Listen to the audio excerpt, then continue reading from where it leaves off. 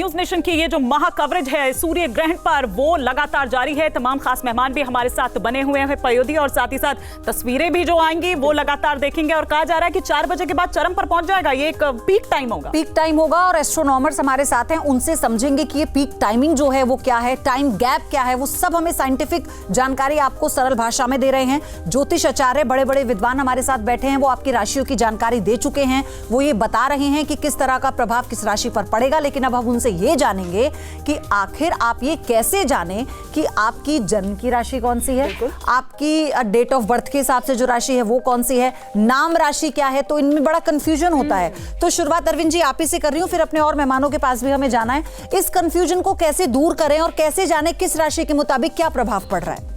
देखिए पयोधी, जब व्यक्ति का जन्म होता है तो उस समय जिस राशि पर चंद्रमा होता है उसको मून साइन कहते हैं। और देखते होंगे कि कहते हैं कि इस डेट से इस डेट तक का जिनका जन्म होता है उनको सन साइन कहते हैं। तो हम इस समय सन साइन की बात नहीं कर रहे, हम मून साइन की बात करते हैं। और अगर किसी को अपना राशि नहीं पता है तो जिस नाम से जाना जाता है उस नाम की राशि के प्रथम अक्षर से वो जान सकते हैं, नंबर 1। नंबर 2 कि इस देश में बहुत सारे लोगों के कई राशि पर है। तो इसका मतलब ये होता है कि जैसे मान लीजिए कि मेष लग्न से लेकर के मीन लग्न तक की कुंडलियां बनती है, 12 लग्न की कुंडली होती है, 12 राशि होती है। तो फैक्टोरियल 12 हो गया। मतलब फैक्टोरियल 12 का मतलब वो ये हो गया कि जो हमारी कुंडली पूरी है 360 डिग्री पर है और एक घर 0 से 30 डिग्री पर है। तो अगर हम 12 × 30 करेंगे तो 360 हो गया। तो 360 डिग्री पर हमारा पूरी कुंडली बनता है। तो उस पर उसमें जिसकी कुंडली में मकर कुंभ राशि का शनि, उसको स्वगृही का शनि बोलते हैं, और तुला राशि में उच्च का होता है, और वहीं मेष राशि पर परम नीच का होता है। तो अगर वो उच्च का है, स्वगृही है, तो उन जातकों के लिए यह सूर्य ग्रहण अच्छा होगा, उनके लिए बढ़िया होगा, ये शनि का परिवर्तन अच्छा होगा। लेकिन जिनकी कुंडली में शनि की पोजीशन ठीक नहीं है, उनका शनि नीच का है, तो उनके लिए खराब होगा। उनके लिए सचेत रहने की ज़रूरत है और अपने को विशेष तरीके से केयरफुल रहने की ज़रूरत है। जो उपाय बताया जाए उपाय को करें और अपने को सावधानी बरतें। और जिनकी कुंडली स्व राशि पर है, जैसे मान लीजिए कि मित्र की राशि पर है, उनके लिए ग्रहण काफ़ी लाभदायक होगा। जिन राशियों पर लगेगा उनके लिए तो कभी अच्छा नहीं होगा, लेकिन जिन राशियों पर प्रभाव नहीं है उनके लिए ग्रहण काफ़ी लाभदायक होगा। आपको तीसरी बात और मैं बताना चाहूँगा कि अब भारत में ग्रहण लग नहीं रहा है, तो सूतक पातक का कोई प्रभाव नहीं है, लेकिन चंद्रमा, सूर्य और चंद्रमा पूरे यूनिवर्स में एक है, तो इसका प्रभाव पड़ेगा। तो ग्रहण काल में आप पूजा पाठ करके अपने को अच्छा कर सकते हैं। आप जैसे मान लीजिए कि अगर आप पूजा करते हैं तो आपकी आध्यात्मिक शक्तियाँ बढ़ती हैं, अगर आप परेशान हैं तो आपकी परेशानियाँ कम होती हैं। तो जब तब करिए, ये आपके लिए फ़ायदेमंद रहेगा। और एक चीज़ और मैं आपको बताना चाहूँगा कि जिनकी कुंडली में सूर्य राहु या सूर्य केतु या चंद्रमा राहु चंद्रमा केतु अगर है, तो पूरे ग्रहण काल में अगर वह जौ और तिल के तेल का तर्पण करता है तो उसके लिए फायदेमंद होगा। और ओम कुल देवभ्यो नमः इस मंत्र का जप करे, ओम नमः शिवाय इस मंत्र का जप करे, तो उसके लिए ग्रहण काफ़ी लाभप्रद सिद्ध होगा। और ग्रहण को केवल हम निगेटिव ही ना सोचे, उसका हम सकारात्मक पक्ष भी लेके चल सकते हैं। जी ठीक है, लेकिन साथ ही साथ हम यहाँ पर यह भी बात कर रहे हैं पयोधी कि देश और दुनिया में इसका किस तरह का असर पड़ेगा। क्योंकि जैसे थोड़ी देर पहले पारुल जी भी कह रही थी 14 मार्च को जब चंद्र ग्रहण था पहला, तब किस तरह से भूकंप आया। अभी हम देख रहे हैं संजीव जी कि अभी आज ये सूर्य ग्रहण लगता है, लेकिन उससे ठीक पहले आपने देखा म्यांमार और थाईलैंड की हम यहाँ चर्चा कर रहे हैं, हम चीन की चर्चा कर रहे हैं। तो ये क्या बढ़ जाएंगे, क्या कुछ थोड़े कम हो जाएंगे, संभल जाएंगे, क्या क्या ऐसा असर देखेंगे आप? देखिए, ये ग्रहण जब भी पड़ता है या जब भी अनावृष्टि होती है तो कहीं ना कहीं ग्रहों का जब टकराव होता है तब ये विषम परिस्थिति बनती है। भाई वर्षा काल का समय वर्षा काल है, लेकिन अब अप्रैल के महीने में अगर बारिश आती है तो ये तो अनावृष्टि है, क्योंकि किसानों की खेतियां पकी खड़ी होती हैं। उस समय अगर वृष्टि हो गई तो सबको नष्ट भ्रष्ट होगा। तो यही ग्रहों की चाल का फर्क है। तो ग्रहों को समझना चाहिए, आप उसको नेगेटिव नहीं सोच सकते कि ग्रह नहीं होते हैं या ज्योतिष नहीं होता है। ऐसा बोलने से तो आपके कुछ नहीं होता है। देखो, भगवान की कुंडली को बनाता कौन है? ज्योतिष बनाता है। गीता में लिखा, देश का सर्वोच्च ग्रंथ है, वर्ल्ड का सर्वोच्च ग्रंथ है, सब स्वीकार करते हैं कि जन्म कर्म च मे दिव्यम एवं यो वेत्ति तत्वतः। भगवान कहते हैं कि अर्जुन, मेरा जन्म कर्म दिव्य है, मेरे जन्म कर्म को कोई जान नहीं सकता है। लेकिन ज्योतिषामयनम साक्षात यत्तेज ज्ञानमतीन्द्रियम, ज्योतिष एक ऐसा सदग्रंथ है जो भगवान के जन्म कर्म को भी जानता है। इसलिए भगवान का रोहिणी नक्षत्र है और भगवान का ये चरण है, भगवान की ये व्यवस्था है, भगवान के अष्टम में राहु है। भगवान ने क्या किया भाई, अष्टम में राहु तो जन्म से लेके, बचपन से लेके जाते जाते तक भगवान को युद्ध करके जाना पड़ा। 6 दिन में पूतना का वध किया भगवान ने। और भगवान जब जा रहे थे सुदाम तो किसी बहेलिया ने बाण मारा तो भगवान को घायल होना पड़ा। तो ये ग्रहों का प्रभाव होता है। अब वो कहे नहीं ग्रह कुछ नहीं होते, ऐसा कुछ नहीं होता, तो अब मुझे लगता है कि अब इनको भोजन करना भी ठीक से नहीं आता, अभी कोई ज्ञान नहीं है, केवल मेरा जीवन कोरा कागज कोरा ही रह गया। ये ग्रहण में समझे, कहीं आपके माइंड को ग्रहण तो नहीं लग गया, इसको समझ लो देवी जी। टिप्पणी से बच सकते हैं आप, ठीक है आप। हाँ, वो एक साइंटिफिक अपना जो पक्ष है वो रख रही है। लेकिन मुस्कान, मैं इस पे आपसे जानना चाहती हूँ, हम कई बार ऐसे शोज करते हैं, हम बड़े बड़े ज्योतिष आचार्यों के साथ बैठते हैं। जब हमने न्यू ईयर को लेके, नव वर्ष को लेके शो किया था तो उन्होंने कहा था, पिछले साल, मैं आपको 24 की बात बता रही हूँ, उन्होंने कहा था कि ये जो साल है ये भी वर्ल्ड वाइड युद्ध के लिहाज से बहुत ज्यादा अच्छा नहीं रहेगा, देशों में आपस में लड़ाई होगी, सद्भावना को लेकर उन्होंने कहा था, भूकंप को लेकर उन्होंने कहा था। और अब वो कहते हैं कि देखिए हमने कहा था इस तरह के नक्षत्र थे तो ये हुआ। इसे आप कैसे देखते हैं एस्ट्रोनॉमी में?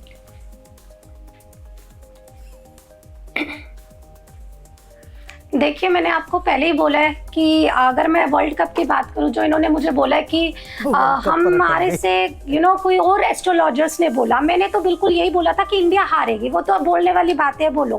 दूसरा, अगर मैं एग्जांपल दूं, 2017 में बोला गया था दुनिया खत्म हो जाएगी, कि कोई भी अननोन प्लैनेट अर्थ से आके टकरा जाएगा, दुनिया खत्म हो जाएगी। वही मैं कह रही हूँ ना, उसमें साइंस नहीं थी। तो अब साइंस क्या, उसमें साइंस नहीं थी का क्या मतलब है? अगर आपने मेरे को बोला 2017 में दुनिया खत्म हो जाएगी, मैं तो यहाँ बैठी हूँ। दूसरी चीज, कोविड की अगर मैं बात करूँ, देखिए तस्वीरें आनी शुरू हो चुकी है, तस्वीरें हम एक बार दिखा दें, आपके पास आऊंगी मैं, मुस्कान, मैं आऊंगी। ये तस्वीर आई है हिमानी। मुस्कान, हम लौटेंगे आपके पास, लेकिन देखिए ये डेनमार्क से तस्वीरें पयोधी इस वक्त आ रही है।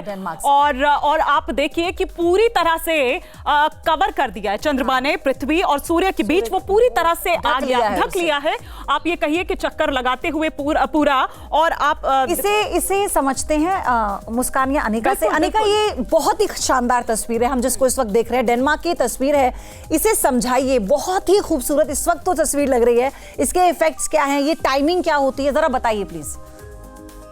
मैम, बेसिकली जब हमारा अर्थ है और सन है उसके बीच, बेसिकली जब अगर हम इसको डीपली समझे तो मून जो है वो 5 डिग्रीज टिल्टेड है। वो अर्थ के अराउंड रिवॉल्व तो कर रहा है, बट उसका जो टिल्ट है वो 5 डिग्रीज का टिल्ट है। उस पाथ पे वो मून ऑर्बिट कर रहा है अर्थ को।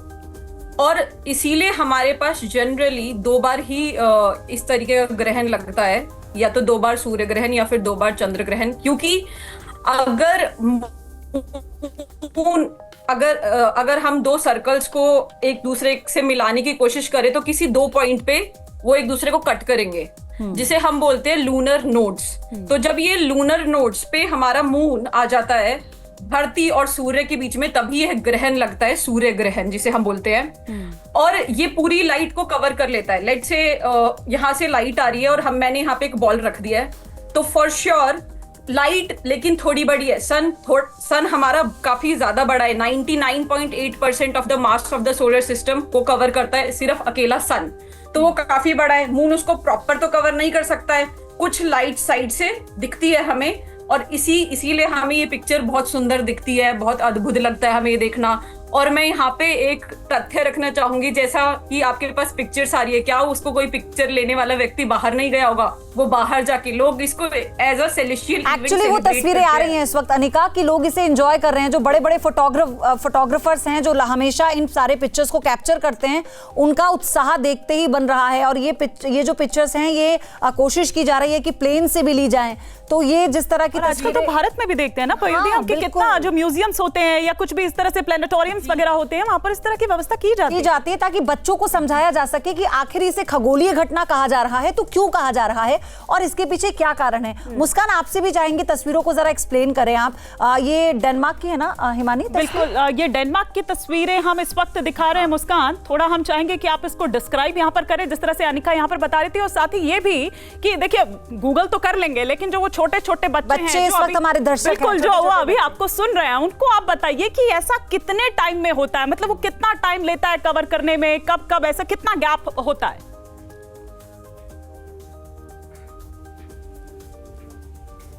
देखिए, अगर आपने बात करी बच्चों के समझने की, तो वो जब ये देखेंगे सन अगर हमने किसी भी चीज से, किसी फिल्टर से देखा, हमें पता है कि हमें नेकेड आई से नहीं देखते सन को, अगर हम किसी फिल्टर से देख रहे हैं तो दे विल सी कि वो जो सन है वो एकदम मोतीचूर का लड्डू जैसा नजर आता है ना।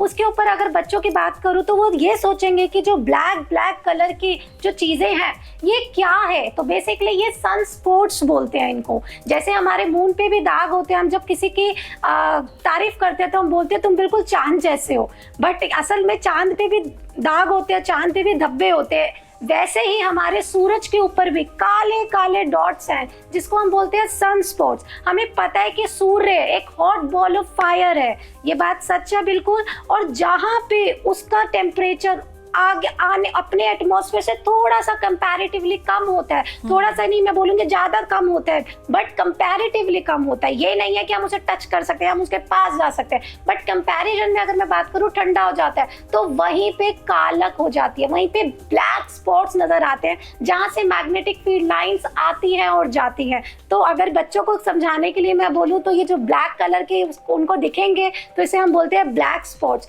और जैसे कि बच्चों ने पिज्जा खाया होगा तो पिज्जा में भी लेयर्स होती हैं, वैसे ही हमारा सन भी लेयर्स से बनता है। तो हमारी इसके अंदर बहुत सारी लेयर्स होती है। अगर मैं बिल्कुल अंदर की बात करूं तो उसे कोर बोलते हैं। कोर का टेम्परेचर हमारा मिलियंस में जाता है, जो कि अब आप खुद सोचिए जब हमें बुखार होता है तो हमारा 102 103 डिग्री में ही हम बोलते हैं मम्मा आज मैं स्कूल नहीं जाऊंगा या नहीं जाऊंगी, क्योंकि हमारा टेम्परेचर बहुत बड़ा हुआ है, हमें बहुत थकान महसूस होती है।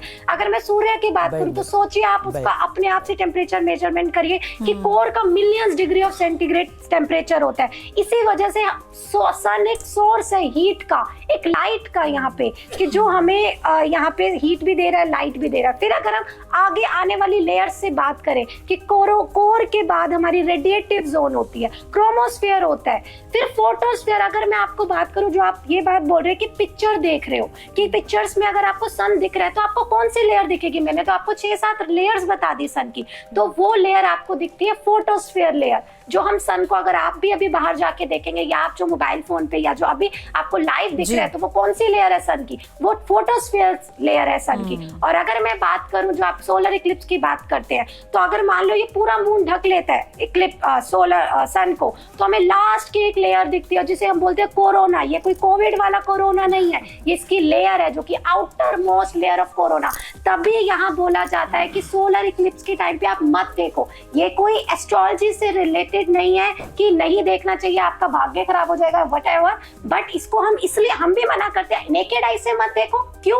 क्योंकि आप देखो ना, पूरी एनर्जी है उसके पास, पूरी लाइट दे रहा है, मैं उसे कुछ पूरा मोस्टली पार्ट ढक रही हूँ, जो साइड का पार्ट उसका बचेगा तो ऑफ कोर्स वो ज्यादा हीट एमिट करेगा, उससे वो हमें ज्यादा नजर आएगी, वो हमारी आईज के लिए हार्मफुल हो जाती है। और अगर मैं बात करूँ, हमने केरला में ज्यादा बढ़ जाएगी और उस हीट का क्या असर होगा? ठीक है मुस्कान, मैं आ रही हूँ, तो फिर उस हीट का क्या असर हम देखेंगे? क्या हम देखें ये जो ऑलरेडी इतनी हीट नजर आ रही है युद्ध के रूप में, वो युद्ध बढ़ जाएंगे? क्योंकि माना तो ये भी जा रहा है पारुल जी कि जो शांत अभी देश हैं वो भी आपस में लड़ना शुरू हो जाएंगे। क्या वाकई में ऐसा कुछ होगा? इसका असर ये दिखेगा? देखिए, कोई डिबेटिंग का टॉपिक ही नहीं है, पर डिबेट बन गई है। अभी आपको दिख रहा होगा हीट ऑफ द मूवमेंट कैसे क्रिएट होता है। ऐसे ही होता है जो भी हुआ है, क्योंकि हम अपना पक्ष रख रहे हैं, वो अपना रख रहे हैं, लेकिन हीट क्रिएट हो रही है क्योंकि वो पक्ष नहीं रख रहे हैं, सामने वाले आर्ग्यूमेंटल हो रहे हैं। डिबेटिंग वाला सिस्टम आ गया यहाँ पे, तो आपको दिख रहा हो कोई बात नहीं है, कुछ नहीं है, टॉपिक नहीं है, बट डिबेटिंग सिस्टम हो गया। वैसी ऐसी कोल्ड वार की स्थितियां बनेंगी। अगर हम बोलेंगे इसका इंडिया में असर नहीं दिखेगा, तो बिल्कुल दिखेगा, नॉर्थ साइड में दिखेगा, जैसे माउंटेन्स, हिली एरिया हो गए, हिमालयाज हो गए। अगर मैं देखूंगी ठंडे इलाकों की साइड पे हम जाएंगे, कश्मीर हो गया, अफगानिस्तान हो गया, ऐसी जगहों पे इसका असर आपको देखने को बिल्कुल मिलेगा। जैसे कि अगर हम देखते हैं, अभी भी इंटरनेशनली हम बात करें, अंतर्राष्ट्रीय बात करें, उधर तो आप असर ऑलरेडी देख रहे हैं और आगे आने वाले टाइम में भी दिखेगा। हो सकता है वार दोबारा से शुरू हो जाए, क्योंकि इसे छोटी छोटी बातों पे कब सामने वाला उग्र हो जाए और एग्रेशन आ जाए, और कब वो एकदम से वॉर की स्थिति बना के बैठ जाए, बिना मतलब की वॉर बन जाए, ऐसे होने के चांसेस बिल्कुल स्पष्ट दिखाई आपको देंगे। यही हम बोल रहे हैं, यहाँ पे शनि का प्रकोप भी है, यहाँ पे ग्रहण का भी है। आप बोल रहे हैं बाहर मत जाइए, हम भी तो बैठे हैं, तो हम बैठे हैं, देखिए ना यहाँ पे हम चर्चा किस बात पे करने आए हैं, और यहाँ पे एक उग्र सा माहौल बन गया है, एक बिल्कुल heat of the moment create हो गया, जिसको इन्हें भी नहीं पता और हमें भी नहीं पता, लेकिन हो रहा है अभी भी वो ऐसा इवेंट क्रिएट हो गया। ठीक बात है, लेकिन अरविंद जी, हम कहते हैं ग्लेशियर पिघल रहे हैं जी, हम कहते हैं कि कहीं पे लावा है, उसका जो रिसाव है वो बहुत ज्यादा हो रहा है। जी। हम कहते हैं कि इतने सालों के मुकाबले इस साल भूकंप बहुत ज्यादा आए। हम ये कहते हैं कि इस बार 2 देशों के बीच की जंग अब 4 देशों तक पहुंच चुकी है। अब उसमें 2 देश नहीं है बल्कि 6 देश आकर शामिल हो गए हैं। इन घटनाओं का ताल्लुक क्या ऐसे किसी ग्रहण से हम मान सकते हैं, या फिर ज्योतिष की भाषा में अगर हम कहें कि नक्षत्रों का बदलना, उन पर प्रभाव पड़ना, ये सब उसका कारण होता है कहीं ना कहीं? जी देखिए पयोधी, इसको 3 तरीके से आप देख सकते हैं। क्योंकि 29 तारीख है आज, 29 तारीख को पहले से ही 5 ग्रह बैठे हुए हैं, सूर्य, चंद्रमा, बुध, शुक्र, और वहीं ऑलरेडी शनि आ गया और राहु भी है, तो 6 ग्रही योग बन गया। तो जब भी इस तरह की युतियाँ बनती हैं तो ये करीब 144 साल पहले बना था और कभी 300 साल पहले बना था। तो जब इस तरह की स्थितियाँ आती हैं तो निश्चित रूप से युद्ध की स्थिति होती है और पूरे वर्ल्ड में उथल पुथल होता है, राजनीतिक उथल पुथल होता है, समसामयिक घटनाओं पर काफ़ी वाद विवाद की स्थिति बनी रहती है, छोटी छोटी बातों को लेकर के एग्रेशन होता है और कई मुद्दों पर लेकर के विवाद भी होते हैं। तो अभी ये विवाद बढ़ेगा, युद्ध की स्थिति बनी रहेगी और ख़ास तौर से जिन देशों में यह ग्रहण लगा हुआ है वहाँ कम से कम भूकंप आएगा, भूस्खलन होगा और जलीय उत्प्लावन होगा और समुद्री दुर्घटनाएं होंगी, चोरी की घटनाएं होंगी। इस तरीके से आगजनी राहजनी बढ़ेगा तो घटनाएं काफ़ी बढ़ेंगी। पर्वतीय इलाकों में इसका प्रभाव दिखेगा, गल्फ कंट्री में इसका प्रभाव दिखेगा।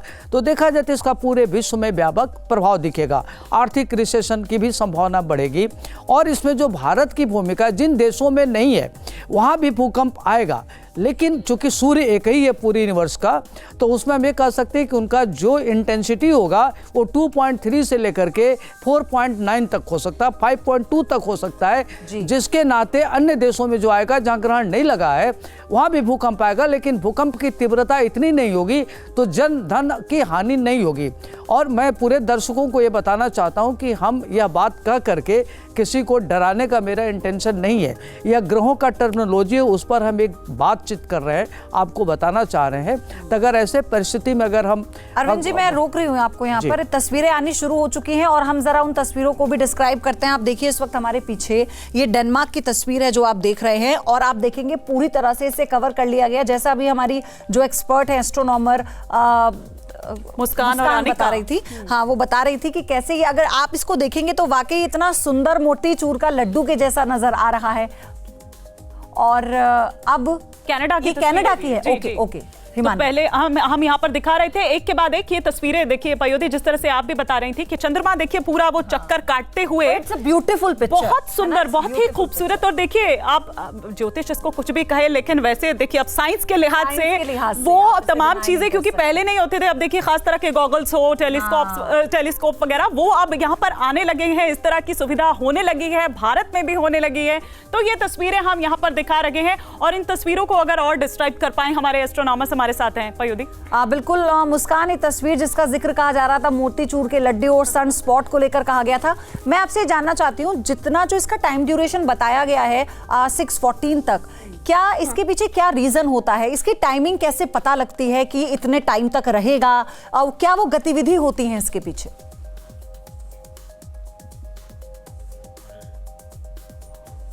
देखिए, हमें पता है हर एक प्लैनेट का या हर एक प्लैनेट के किसी भी मून का रोटेशन टाइम होता है, रेवोल्यूशन टाइम होता है। जैसे हमें पता है कि सन जो है वो मिल्की वे का सेंटर है, जैसे अनिका मैम ने बताया। उसके बाद अगर मैं बात करूं अर्थ की, तो अर्थ सन के अराउंड हमें पता है कि 24 आवर्स में ही रिवॉल्व करेगा। वो ऐसा नहीं है कि वो किसी दिन 20 आवर्स में रिवॉल्व कर गया तो हमारे वाव हमने 20 आवर्स में दिन कंप्लीट कर लिया। तो उसका एक अपना टाइम होता है, उसका रोटेशन पीरियड होता है, उसका रेवोल्यूशन पीरियड होता है। इन द सेम वे हमें पता है, जैसे मून के फेजेस देखते हैं, अगर ये चैनल, ये जो शो बच्चे देख रहे हैं, तो बच्चों को मैं बताना चाहूंगी कि अगर मून की हम बात करें तो मून का भी एक पीरियड होता है, राइट? वो हमें पता है कि फेजेस दिखाता है। कभी मून हमें आधा दिखता है, मैम आपने नोटिस किया होगा, कभी वो बिल्कुल सी की तरह, बनाना शेप की तरह नजर आता है, कभी वो बिल्कुल मम्मी की जो रोटी होती है, जैसे मम्मा रोटी बनाती है गोल गोल, बिल्कुल गोल नजर आता है। तो इसमें भी क्या पता, क्या एस्ट्रोलॉजी ये भी कहती है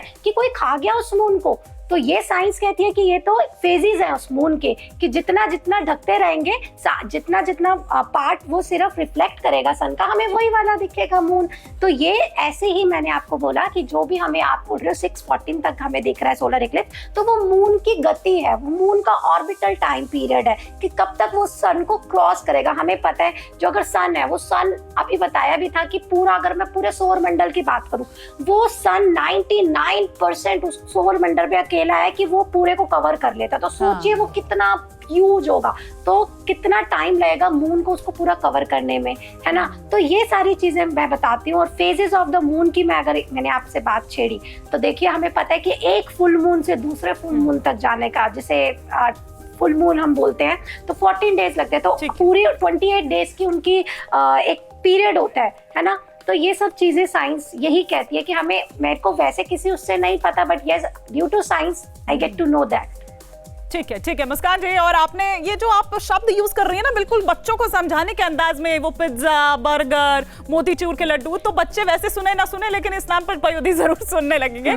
लेकिन अनिका का हम यहाँ पर रुक करेंगे। अनिका, ये भी कहा जा रहा है कि 4:17 या 4 बजे के आसपास का वो वक्त होगा जब एकदम पीक पर होगा। वो पीक टाइम क्या होता है, इसका क्या मतलब होता है, और उस वक्त वहां पर क्या ऐसी एक्टिविटी हो रही होती? तो मैम, सबसे पहले तो ये जो हमारी टाइमिंग है, जैसे हमारे इंडिया में ये स्टार्ट हुआ है 2:21 के अराउंड। तो सबसे पहले मैं ये समझाना चाहूंगी कि हर देश के लिए ये टाइमिंग अलग क्यों होती है, क्योंकि जब हम अपने अर्थ की बात करते हैं तो उसको लैटिट्यूड और लॉन्गिट्यूड में बांटा गया है। हमारी कंट्री का लैटिट्यूड लॉन्गिट्यूड अलग है, फिर अमेरिका की बात करें उनका अलग है, इवन हम अपनी कंट्री में भी बात करें तो दिल्ली का अलग है, चेन्नई का अलग है। तो इस तरीके से हमारा टाइम जोन जो है वो डिफरेंट हो जाता है, और लैटिट्यूड लॉन्गिट्यूड भी डिफरेंट हो जाता है। इसी की वजह से ये टाइमिंग में भी डिफरेंस होता है। और जब वो सबसे ज्यादा प्रोमिनेंट होता है, जब वो प्रॉपरली उसके आगे आ जाता है, तो वो सबसे ज्यादा एक्टिव माना जाता है। क्यों? क्योंकि जो हम जनरल डेज में सन को देखते हैं तो हम उसको फोटोस्फीयर, उसका लेयर जो आउटर मोस्ट लेयर होता है फोटोस्फीयर, वो देखते हैं। बट जब हमारा इक्लिप्स होता है तो सन के अराउंड जो प्लाज्मा का एटमॉस्फेयर है, जैसे सन एक मोतीचूर का लड्डू है,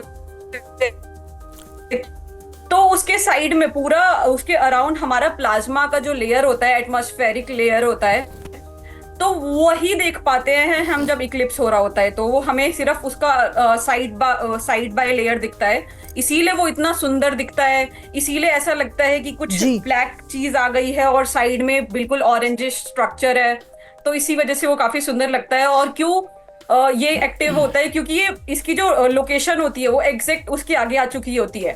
और अगर हम इक्लिप्सेस की बात भी करें तो ये 2 तरीके के होते हैं। एक तो हमारा पार्ट होता है टोटल, कभी कभी ऐसा होता है कि वो पूरा नहीं आ पाता है, थोड़ा ही आता है। तो इस ठीक है, थोड़ी सी आपकी ऑडियो की दिक्कत हो रही है अनिका, उसको हम ठीक करते हैं। लेकिन एक बार फिर से हम तस्वीरें दर्शकों को दिखाएं। इस तस्वीर को आप देखिए, कनाडा की ये तस्वीर है, और आप देखेंगे जैसा डेनमार्क में नजर आ रहा था उतना ही खूबसूरत फिलहाल तो ये ग्रहण नजर आ रहा है। लेकिन आप ये याद रखिएगा कि जितना ही खूबसूरत है, हमारे हिंदू शास्त्रों में और हमारे धर्म में ग्रहण को अशुभ संयोग कहा गया है, एक अशुभ घटना कही गई है। न्यूज नेशन अब व्हाट्सएप पर खबरों के ताजा अपडेट के लिए न्यूज नेशन के इस QR कोड को स्कैन करें।